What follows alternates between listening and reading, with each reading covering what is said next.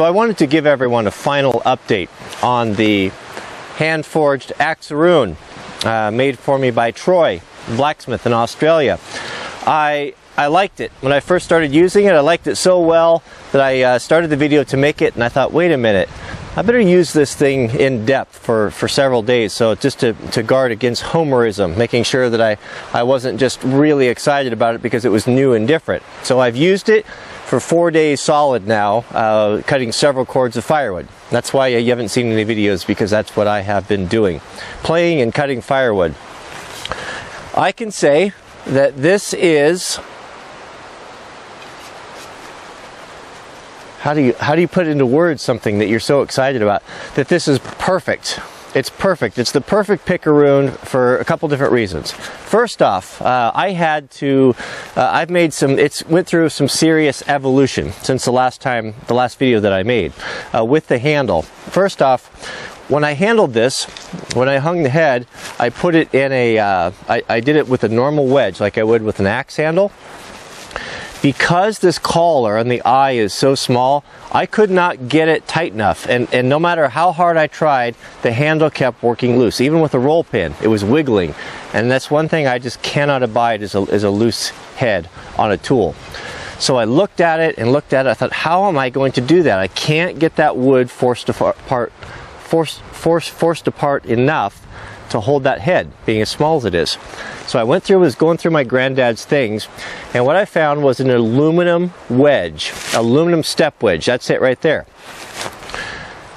It's been, the Forest Service has kind of, does not like to use metal wedges in axes like this because they don't give it all, and they tend to squish and damage the wood. And that all depends on how hard you put it in there. But not having a choice and going through multiple wedges, I went for it. So I pushed that aluminum wedge in there really tight. So tight that it started to squish the wood around the top, like that. And then I drilled a hole through it and set it with that roll pin so it won't move. And I have really abused this. I've really worked hard on it. Used the axe, swung it full swing, did a lot of chopping and cutting, picking up rounds that weigh over 100 pounds with the pickeroon portion of it, and it is not coming loose. I've also been really careful. What I did is I put some Gorilla Tape around the outside, made kind of like a bowl on the top, and poured linseed oil and let it sit in there overnight, each night. So it's completely, there's so much linseed oil in there that sometimes when I'm using it heavy, I can see it squishing out of the wood. So it is secure, and I trust it 100%. The other thing I found was the handle was too fat. I made the handle fat, like about the size of a splitting maul or a large axe, and it made my hand tired. It was too fatiguing because I couldn't get my hand wrapped all the way around it, and it was difficult to hold on to. So I went back and I reshaped this much skinnier. You can see here, there wasn't a flare here before, and now there is. And I've got that oval, and it's about the size of a boy's, maybe a boy's felling axe type of handle. The reason why I went so fat in the beginning was I thought it was going to be something that needed to be really strong, but this is strong enough. Again, I've used it and used it, and it's much easier to grip. The handle length of 31 inches is perfection. I wouldn't change it. I just love it. I love this tool so much that I go for a walk on the trail. Mrs. Wranglerstar go for a walk in the evenings around our property. Always, I took my Grand Forestburg small forest axe. Guess what I'm carrying around with me now? I like it that well. It is a great little chopper. Great little chopper. The thing that really sticks out with me, though, to me, is this profile of that pickeroon. It's very, very petite. If you look at the one that comes on the still or the log right, it's a big, heavy, big kind of a bulbous end on it, and it works, but it doesn't compare to this. This is it penetrates so well, and you don't even have to swing it. I have to swing it with half the force that I would normally swing on the larger, fatter pickeroons, and the tempering of this would have to be perfect. I'm not a metallurgist, but I know that when Troy wrote the letter, when he had forged this, he told me that he had tempered this end at a different hardness than this end. And I can see why that's so important. If it was too soft, if it was a low quality steel, it would just bend, because that is a very delicate tip. If it was too hard, when you force it and you're lifting, I'm talking lifting over 100-pound rounds with this, it would just snap off. And several times when I heard wood crack, I pulled it up, I was expecting it to be snapped off, and it did not. So whatever Troy did to this, or however he forged it, it is perfect. So I don't think you could get away with a delicate tip like this with just any steel, or with just any tempering process. It needs to be right. And again, whatever he did, it is right. It is excellent. It holds better than the fat pickeroons. I mean, you can just see. It is so. You know, when I was thinking about this, about the other pickeroon, the steel pickeroon I have, of course, it's not German. They're not. I think they're made by an American company for steel, but it just kind of reminded me of that. That's kind of the German way of building things: big and heavy and durable and overbuilt. And this reminds me. It reminds me of something. It's so elegant and petite and gorgeous. It reminds me of something French. It almost has that feel of a French tool, aesthetically, and it's gorgeous.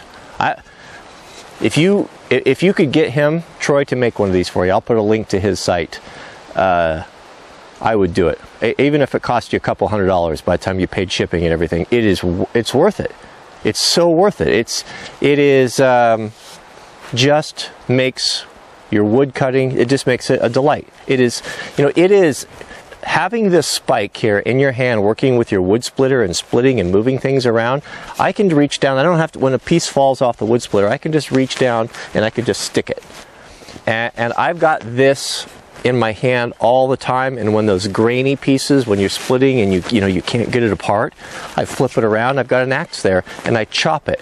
Or when I'm cutting rounds on the ground with my chainsaw, I've got little limbs that I didn't get cut off on the bottom. I roll it over with my foot, and it's long enough I don't have to bend over. I reach down and whack. Just make a cut. It is. I'm still learning how to use it, but it is a fantastic tool. And it's my new favorite thing. And I've used it long enough to be pretty confident in saying that. With that being said, I am not unaware of the dangers of it.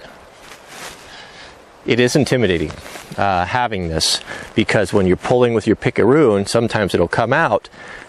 If you don't stick it well enough, it'll come out, and then you've got to arrest this blade. This blade is coming. This blade is always present to me, always. I'm very much aware of it. When I swing it, the pickeroon is so sharp, and so it would penetrate your leg so easily that those are concerns. So I really make sure that I'm on my game when I'm using this thing, that I'm not fatigued and tired. I don't get lazy with it. And one thing that helps is that I just treasure it so much, and it's irreplaceable for me, that I don't just carelessly swing it. So just be aware. It is a tool that you would really need to respect, but wonderful. I don't know what more I could say. I just love it. It's hard for me not to bring it in with me at night. Talk about sleeping with things under your pillow. But one thing I was going to make a note of. I searched high and low for these aluminum step wedges. I don't know where Granddad got this. I don't know where it came from, but I can't find them. And I know that the Forest Service is speccing out on their axe to grind book of using an ABS or a plastic one. And I think for that very reason, a lot of the problems that I've had with these wood wedges is that they'll break and split and they'll come loose.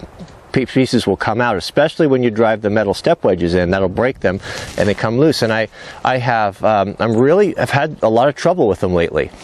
And so if anyone knows where to get these, I would like to know. And if any of you guys are machinists, if you could manufacture these things in long strips, let's say the wedge is like this deep and it's a step wedge, so it's stepped down so it doesn't back out.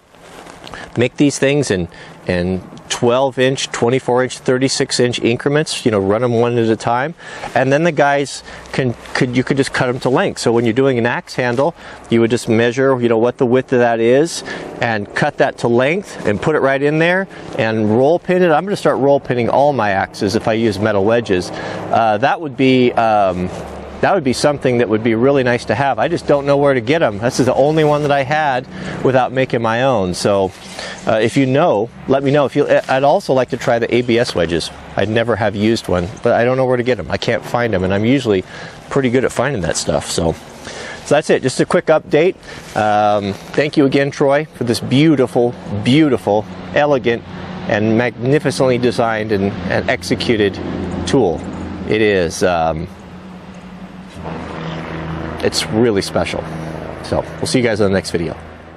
'Tis so sweet, the Axearoon. Oh, one of those things. Hard to describe it, isn't it? So I've got a couple videos for you. A blast from the past. Over here, we have what did I put there? We have my #1 watch video on the bottom. The coyote video. That's coming up on 4 million video views. That's hard to believe. 4 million video views. It's right there. So you guys go over there and watch it, and maybe we'll push it up over the edge. That's where a coyote ran into my yard and attacked my 2 dogs, and I shot it with my pistol. The other video is I completely forgot, but it's a good one. That's why I put it there. It's a good one also. So I'll put those links in the subject heading so you can enjoy those. So, have not put up a lot of videos the last couple days. We did a lot of playing on the weekend. The Fresh Pea and I went mushroom picking yesterday. We're still a little bit early for the chanterelles. We got enough for dinner, but not anything of any note. And I'm cutting firewood. Mrs. Wranglerstar has got a lot canned. She's done more canning this year than she ever has. Hopefully a video tomorrow on that. She's told me she will get things ready. So, look for that. Share that if I can. What else? We'll be taking a trip down into Colorado and the Pueblo area in a very short time. So maybe I might have an opportunity, if time permits, to get together with any subscribers down there. So we will see. Let me know if you live in the Pueblo area. And that's it. So we'll see you guys on the next video. Oh, don't forget, I wanted to show you something here. Yeah. I don't want you to forget is the, yeah, see? I don't have to say it. We'll see you guys later.